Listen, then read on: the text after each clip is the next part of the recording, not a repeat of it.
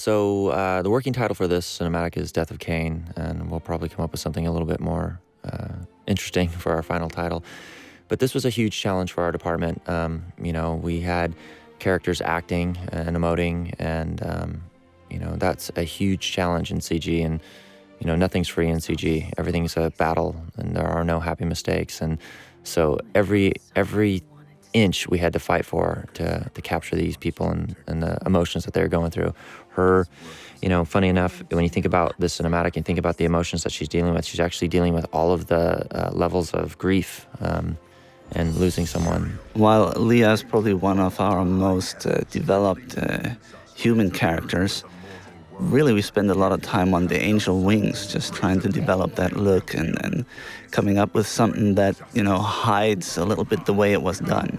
Kind of like when you look at Imperius and you compare his wings to Tyrael's, Tyrael's is more angelic and softer, blues, whereas Imperius is more predatorial.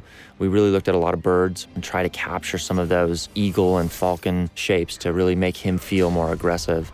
And the animators did an amazing job. There's just so much work that went into these wings. Just an incredible job. Part of the reason why we did this is also because we don't really have any faces to work with in this space, So the wings were one way to kind of convey emotion. I knew it when we got into this space. I'm like, great, we're going to have characters that don't have faces, so they're not going to be able to talk to each other. So, where can we invest? Where can we try to create that connection? And so if you watch the cinematic, you can actually watch their moods and their wings, convey that.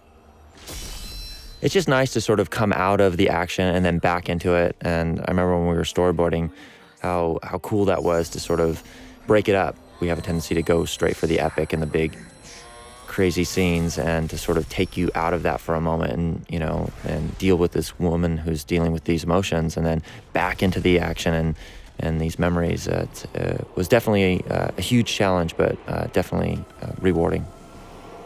And we were actually in a space where, it was coming down the line. We had to really think about cutting some of these shots to make our deadline. And some of the compositors actually got out in front of it and finished the shots before we could cut them. So it was just a testament to how passionate, the guys that work on this stuff are. Later on, we picked back up with Imperius' storyline and Leah's. And we knew that we were going to see him again. So we definitely did a lot of R&D on Imperius and Leah too. This particular shot where she's touching Cain's face was really important. We don't get an opportunity to do a lot of this stuff in cinematics. Normally we're focused on the bigger, more broader action sequences, and to just get into a space where, she's trying to convey a very subtle emotion, touching the forehead of a fallen one, and then the tears and the emotion in the eyes. It was a huge win for us, and very exciting to sort of step into new, uncharted territory. Yeah, these somber moments also create a nice pace along the story of the game, really. Mm-hmm.